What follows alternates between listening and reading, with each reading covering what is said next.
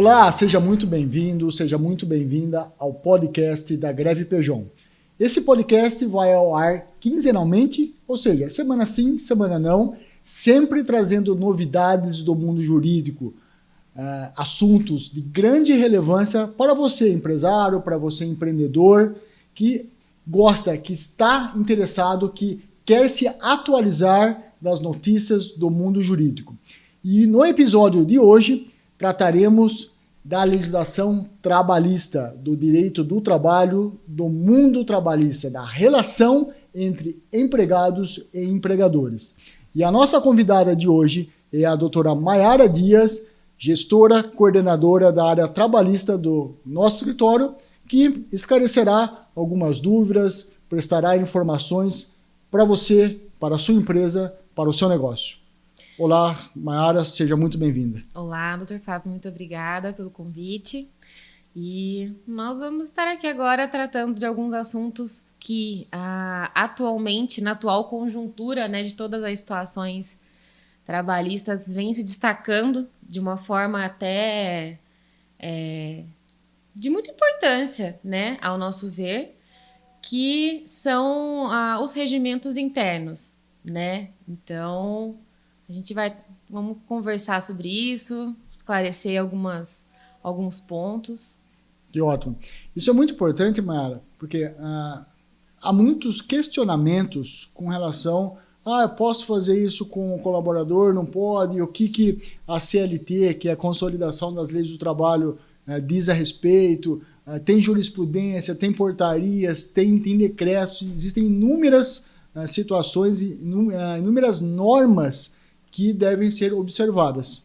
Mas, além dessas normas, o que a empresa pode fazer? Ela pode criar uma norma própria? Como é que funciona isso? Que isso é um questionamento recorrente. Eu quero criar as minhas regras, eu quero criar obrigações, deveres, direitos dos colaboradores. Como isso pode ser feito? Existem algumas regras fora das regras legais, leis especificamente, que são os acordos e convenções coletivas. As empresas, elas já usualmente costumam seguir, já conhecem e já têm uma familiaridade. E tem uma obrigação de seguir. Mas fora as leis e os acordos coletivos e convenções coletivas, as empresas, elas podem instituir regulamentos internos, que são regras de convivência entre os colaboradores, o que eles podem, o que eles não podem fazer, dentro, obviamente, de uma legalidade, Então, as empresas, sim, elas podem criar regulamentos internos, porque muitas empresas, o que mais chega para a gente, mas eu sou de um ramo específico, a minha atividade é específica, tem coisas que a legislação não abrange, mas para mim é muito importante, para mim funciona, para mim funcionaria, faria meu negócio rodar de uma forma, se eu pudesse trazer essa obrigatoriedade para o meu funcionário, essa chamada de atenção para o funcionário. São as particularidades de cada ramo, de cada estabelecimento comercial, empresarial. Isso é muito claro, essa particularidade, essa especificidade. Algumas regras se aplicam para algum ramo de atividade e outras não. Exatamente. Tem aqueles pessoal que nós chamamos que é o chão de fábrica, que tem que ter um tratamento diferenciado, o pessoal do administrativo, um outro tratamento. Então, a empresa, pelo que você está me falando, a empresa pode criar, entre aspas, leis próprias para regulamentar aquele pessoal do setor A, do setor X, chão de fábrica, administrativo, financeiro, gerência. Então, existe essa possibilidade através do regulamento interno. Mas como que funciona esse regulamento interno perante a lei? A empresa, ela pode colocar o que ela bem entender, vai valer para a empresa. Como que funciona esse conflito? Porque pode ser que a empresa estabeleça algumas regras que a legislação, seja a CLT, a Convenção Coletiva de Trabalho, jurisprudência, enfim, ela não permite. Então, como é que funciona? Como é esse conflito? Eu quero estabelecer as minhas regras, Mas pode ou não pode? Nesse caso, o que nós sempre orientamos é que a empresa ela estabeleça o que ela pretende. Eu quero o que seria o ideal para ela. O que seria o ideal para ela, o melhor dos mundos, tudo que ela gostaria que se fizesse aplicado. E com isso em mãos, né, nas nossas mãos, ou na mão, né, do advogado de confiança. Do advogado de confiança, né? Eu digo nossa, porque, né, somos advogados, né?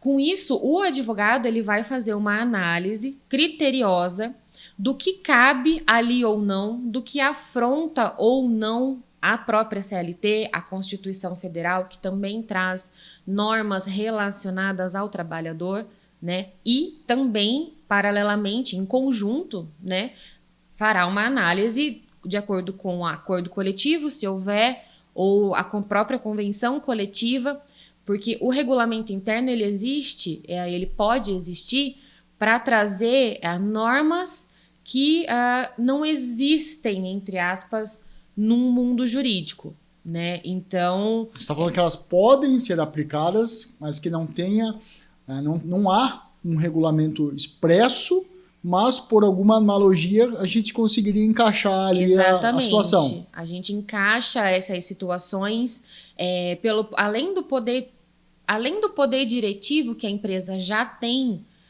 sobre o poder diretivo, para quem não sabe, é o poder de mando. A empresa existe esse princípio no nosso trabalho que é o poder diretivo. A empresa ela tem o poder de mandar e desmandar, respeitados as limitações existentes na legislação. Muito boa colocação. E é isso. A empresa já tem por si só esse poder de gestão. E ela vai transferir esse poder de gestão para um papel, criando o seu regulamento interno, e desde que ele não conflita, ou que ele não ultrapasse, ou que ele não diminua nenhum dos direitos que já existem na CLT, Constituição e acordos e convenções coletivas. Então, Mara, o que você está dizendo é o seguinte: orientação. Empresa, coloque no papel tudo aquilo que você gostaria que funcionasse dentro da sua empresa. Todos os direitos dos colaboradores, todas as obrigações, o que pode e não pode. Coloque tudo no papel, o mundo, a Disney, né? O mundo de Alice, aquele que você é aquele mundo perfeito. Depois disso, obviamente, peça uma orientação, uma análise para o advogado de confiança da empresa para que ele valide aquilo, para que o que está escrito, o que a empresa almeja, o que ela pretende, tenha alguma implicação, algum conflito com alguma norma, com alguma legislação vigente. Em havendo, obviamente, pode ser que o advogado exclua algumas coisas, altere, adequa para que... Então, o procedimento é esse. Depois disso, a empresa colocou no papel tudo o que deseja, o advogado de confiança já revisou, está tudo em conformidade com as legislações. Qual é o próximo passo da empresa? O que a empresa tem que fazer para colocar isso em prática? O próximo passo é montar tudo certinho, item por item, chamar todos os colaboradores, os quais vão ser orientados por aquele regulamento interno e expor todos os direitos e todos os deveres de cada colaborador, de cada setor, que todos os funcionários eles devem obrigatoriamente saber o que eles podem ou não fazer. Ter ciência. Isso nós chamamos de dar publicidade e claridade. Não adianta nós termos um regulamento no papel, guardado numa gaveta, se os próprios colaboradores que têm que cumprir não têm ciência clara disso. Então, o que a Mayara está dizendo? Que depois de feito, dar um treinamento, fazer realmente uma reunião com todos os colaboradores envolvidos, dando a publicidade e claridade, explicando como vai ser a regra. Como dizia um comentarista esportivo, a regra tem que ser clara. A regra tem que ser clara. Então, tem que deixar muito bem todos cientificados de como a empresa vai proceder e o que eles têm que fazer. Exatamente. E nesses regulamentos internos, existe vai existir, né, também as explicações de, olha, se o funcionário não o fizer, acontece tal coisa, tal penalidade. São as consequências. São as consequências. Então, por isso que a publicidade desse documento é muito importante, porque o empregador, além já do seu poder de mando, ele tem um documento formal da ciência desse colaborador e o colaborador não vai dizer, eu não sabia. Alegar ignorância. Ele vai alegar ignorância. Então, isso já amarra inúmeras situações que, para chegar ao ponto, né, da empresa optar pelo regulamento interno, já houve um desgaste. Então, evita-se o desgaste e evita a alegação de ignorância do funcionário. E essa é uma situação bastante corriqueira de ter uma norma, ter uma regra e o funcionário não cumprir, aí a empresa aplicar uma advertência, uma suspensão, ou dependendo da situação até uma justa causa. E quando chega uma reclamação trabalhista, qual que é a alegação? Eu não sabia, ninguém me falou nada, ninguém explicou. Então, essa publicidade, e até um pouco mais além, colher a assinatura de todos os colaboradores nos documentos, dando uma cópia, enfim, fazendo todo esse procedimento, é burocrático, gente? É burocrático. Perde-se um tempinho? Perde-se um tempinho. Mas são esses procedimentos que irão salvar, que vão ajudar a defesa da empresa numa eventual e futura reclamação trabalhista. Porque é a primeira coisa que acontece, a primeira alegação, eu não sabia, ninguém me explicou. Então, tendo esse documento assinado pelo colaborador, essa argumentação de que não sabia, do desconhecimento, já vai cair por terra. E nem já pensando na própria reclamação trabalhista, né? Já pensando até no próprio preventivo, né? Que é antes do litígio, né? Da ação, da briga, né? Na justiça, esses regramentos, eles têm uma força, um poder, né? Então, o funcionário tendo ciência de que aquilo não pode ou de como ele deve seguir, ele automaticamente já vai se adequar ao que a empresa espera. E a empresa vai ter força para exigir o que ela quer. Exatamente. E com isso, os dois seguem para o mesmo caminho, né? Seguem em harmonia. Então, evita-se um litígio ou alguma alegação completamente fora do cabimento, né? Do que era o cotidiano, né, o dia a dia ali na empresa, né, e ambas as partes, empregador e empregado, já seguem em harmonia, todo mundo sabendo o que pode, o que não pode fazer, e aí não ultrapassa os limites e muitas vezes evita-se uma reclamação trabalhista, né. Mayara, vamos entrar propriamente no regulamento. Que exemplos que você poderia dar que a empresa poderia estipular, poderia colocar nesse documento, nesse regulamento interno? O que faz parte desse documento? Consigo dar inúmeros exemplos. Não, 50 exemplos já tá bom pra gente, não precisa passar disso não. O usual, o que as empresas elas optam por colocar em seus regulamentos internos são condutas, diga-se até pessoais. Uniforme. Olha, você tem que ir trabalhar com seu uniforme limpo. Lembrando, em a empresa exigindo o uso de uniformes, é obrigação da empresa dar de forma gratuita. Exatamente. O uso, conservação e limpeza, obviamente, é do colaborador. Mas a obrigação dele, uma vez instituída essa obrigação de trabalhar uniformizado, estando no regulamento, o funcionário é obrigado a ir.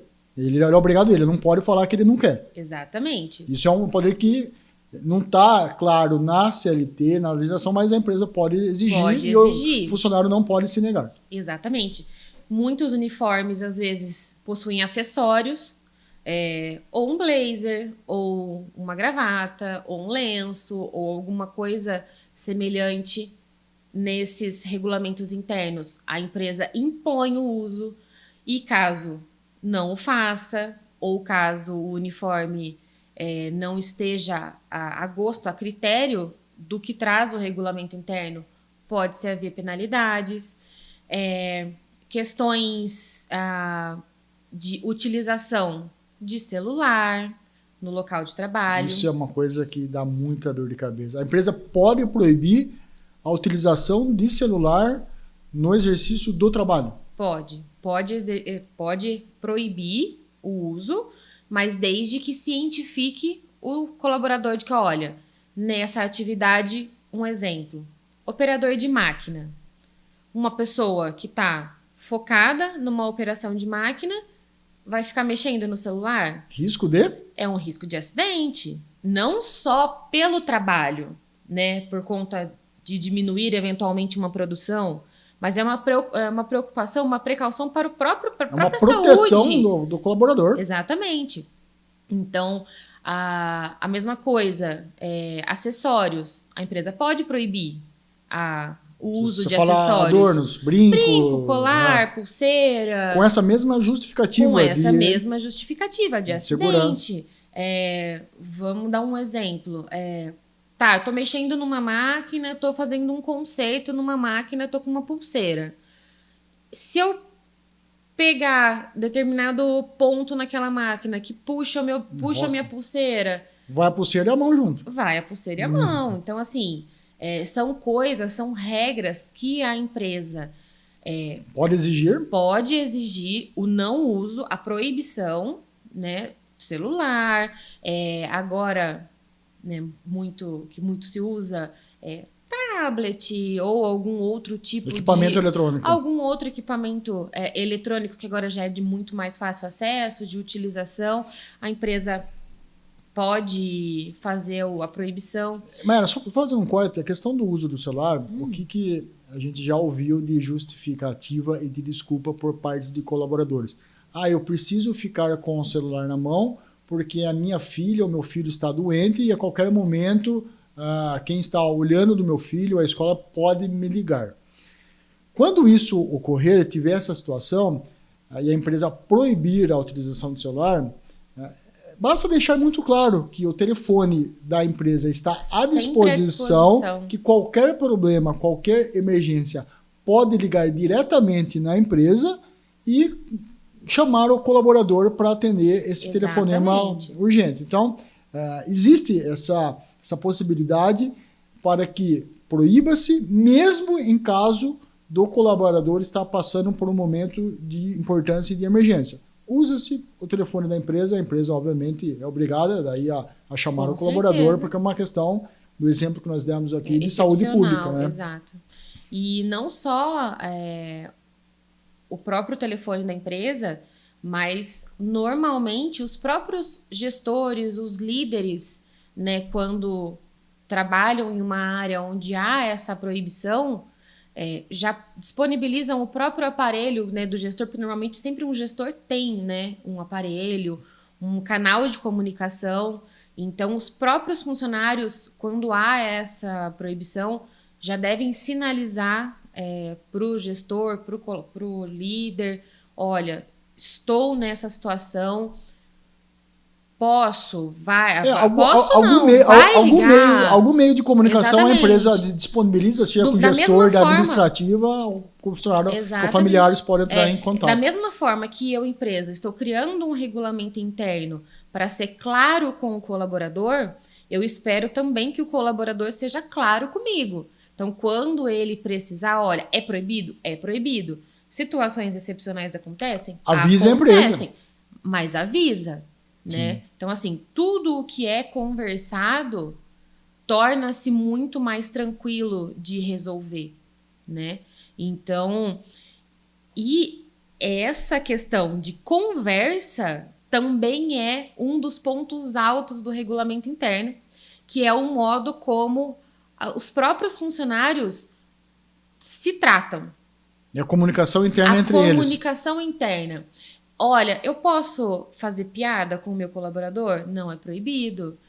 Olha, eu posso chamar por apelido? Eu posso, no horário de intervalo, ter alguma determinada atitude? No meu horário de expediente, eu posso agir de determinada forma? Então, no regulamento interno, também as empresas...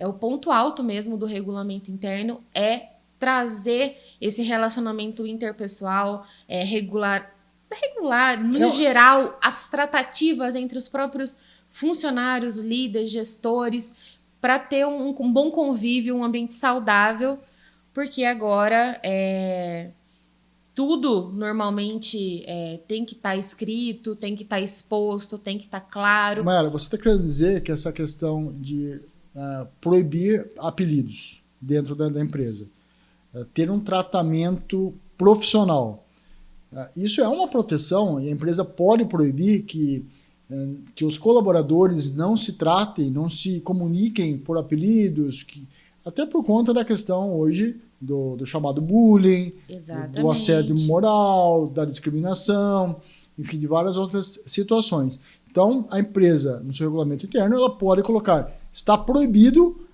que um colaborador chame o outro pelo apelido, deve se chamar pelo nome. Então, isso é possível a gente... É possível, porque muitas das vezes... E é uma proteção também para a empresa, né? Exatamente, porque muitas das vezes a pessoa não se sente confortável, ou às vezes não tem tanta intimidade, e vai desgastando a relação entre os colaboradores. E isso vai refletir na empresa em algum momento, né? Vai refletir no líder, no próprio sócio da empresa, no dono da empresa. Então, são medidas preventivas, né? Que devem estar escritas, claras. Para que depois ninguém... eu não sabia que eu não poderia chamar ele pelo apelido. Muitas vezes, alguns apelidos são pejorativos, diminuem alguma qualidade. Que é o bullying que a gente falou aí, que pode causar bullying. Então, é possível e orientado que as empresas tenham uma forma mais séria de se tratar. Tá, deixa eu falar. Aí demos alguns exemplos. Caso o colaborador não cumpra uma delas, está escrito, está em conformidade com a legislação e o colaborador não usou o celular durante o horário de trabalho. Não teve acidente, nada, mas usou. Quais são as consequências? O que a empresa pode fazer com relação a esse colaborador?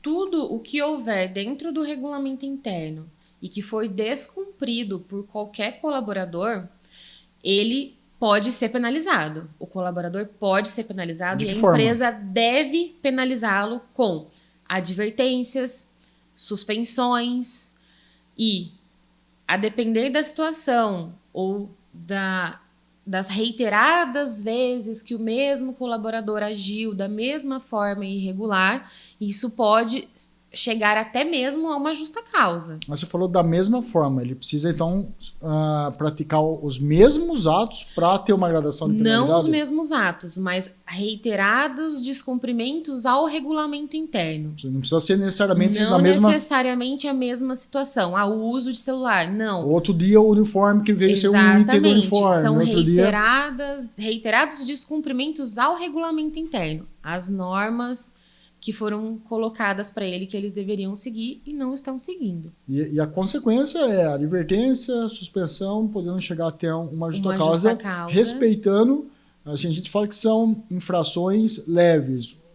Usou o celular, outro dia não veio com o item do uniforme, outro dia fez uma brincadeira com algum colaborador, chamou de algum apelido. Então, essas pequenas irregularidades cometidas devem ser penalizadas de uma forma gradativa, começando com uma advertência escrita, depois passando por uma suspensão. Não existe um número, que é uma pergunta que é constante. Quantas advertências, quantas suspensões eu preciso aplicar para dar uma justa causa? Não existe uma regra. Isso cada empresa, ou melhor dizendo, cada profissional, cada advogado vai criar a sua regra dentro da empresa para que possa caracterizar o que nós chamamos de desídia, que é uma linha que está lá no artigo 482 da CLT, que elencam as hipóteses de justa causa. E a desídia nada mais é do que pequenas irregularidades cometidas pelo colaborador com a aplicação de penalidades que sua somatória, o seu conjunto, caracteriza uma justa causa. Chega a um peso tão grande que leva a uma justa causa. E nessa questão da penalidade, como você disse, são pequenas situações. A Justiça do Trabalho também alerta que não são uma uma pequena infração que já acarreta uma justa causa. Por isso que sempre é importante, ao acontecer alguma situação dentro da empresa, sempre buscar o advogado da confiança da empresa para fazer o questionamento correto, para que a empresa não haja de uma forma abusiva. De uma forma abusiva. Ou até mesmo seja muito passiva. Já poderia ter dado uma justa Exatamente. causa e tá, vamos falar, comendo bola. Exatamente. Então, essas questões de justa causa, o que futuramente pode se levar à judicialização, né, uma ação trabalhista, é sempre muito importante questionar o advogado de confiança da empresa, para que daí ou a empresa não seja muito branda, nem muito pesada, e que depois isso não reflita negativamente na justiça do trabalho, virando um passivo, virando finanças. Porque assim, a consequência de uma justa causa, 99,9% das vezes, é um processo trabalhista ajuizado pelo empregado pedindo a reversão, dizendo que ou que não cometeu aqueles atos, ou que não caracteriza uma justa causa. Então, tendo todo esse respaldo, todo esse regulamento escrito, penalizações escritas também, isso vai convalidar, vai confirmar essa justa causa perante o juiz. Mayara, sobre o regulamento interno, quais seriam suas considerações finais? O que você destacaria desse importante documento que a empresa pode fazer? Ela tem esse direito de colocar as suas regras, desde que não ultrapassem os limites da legislação. O que você destacaria dessa importância para que quem está nos assistindo, o empregado, o empregador que está nos assistindo, fala, poxa, é importante eu fazer, eu vou fazer, porque isso vai me ajudar. O regimento interno, de uma maneira geral, ele é um documento braço direito para a empresa. Por quê? É a cartilha que ela vai andar embaixo do braço para cobrar. Exatamente. É a cartilha de como eu quero o meu funcionário. De como eu posso melhorar a minha empresa, o funcionamento da minha empresa, o que eu espero e o que eu devo também fazer. Então, na minha humilde opinião, o regulamento interno deveria existir em todas as empresas, para que daí ninguém alegasse o desconhecimento de qualquer que seja as atividades. Lá vai constar a forma de penalizar, os direitos, o tempo, o que eu preciso ou não fazer. Então, e como ele, aos olhos do judiciário, é um documento válido e possível, e pelos juízes, pela jurisprudência, é visto como lei, entre aspas, né, desde que não afronte as leis que já existem, e nem os acordos e convenções coletivas. Então, ele é de extrema importância e válido e muito útil. E essa cartilha, como você disse, cartilha, deve existir e ser aplicada com seriedade. Mayara, gostaria de agradecer, de ter aceito o nosso convite, de ter participado, de ter dado esse importante esclarecimento para os empresários, para os empreendedores, desse mundo que é o direito do trabalho, que nós chamamos que é uma justiça especializada, que é uma justiça que trata as regras de uma forma diferenciada e que é muito importante os empresários, os empreendedores saberem de como proceder, de como fazer e para não ter problema. Primeiro, trabalhar de uma forma preventiva. Exatamente. Com isso, vai minimizar passivos trabalhistas, vai minimizar processos trabalhistas. Então, é muito importante esse esclarecimento e já deixo o convite para participar de outros episódios, trazer novidades, trazer notícias do mundo do direito do trabalho, que é a sua especialidade. Muito obrigado pelo convite. Eu que agradeço, fico à disposição. E essa conversa são pequenas dicas, né, de como agir, de como o empresário pode ou que ele tem nas mãos para fazer. As armas que ele tem na mão. As armas que ele tem nas mãos. que podem auxiliá-lo de uma forma imensa e extremamente vantajosa, né? Então, Ótimo. muito obrigada. Muito obrigado a quem nos assistiu nesse novo episódio, falando um pouco do direito do trabalho. Convido você que está ouvindo, nos assistindo, a quinzenalmente, semana sim, semana não, estar conosco, tirando suas dúvidas, esclarecendo tudo o que esse universo do direito empresarial traz para você, empresário, empregador. Muito obrigado e até o próximo episódio.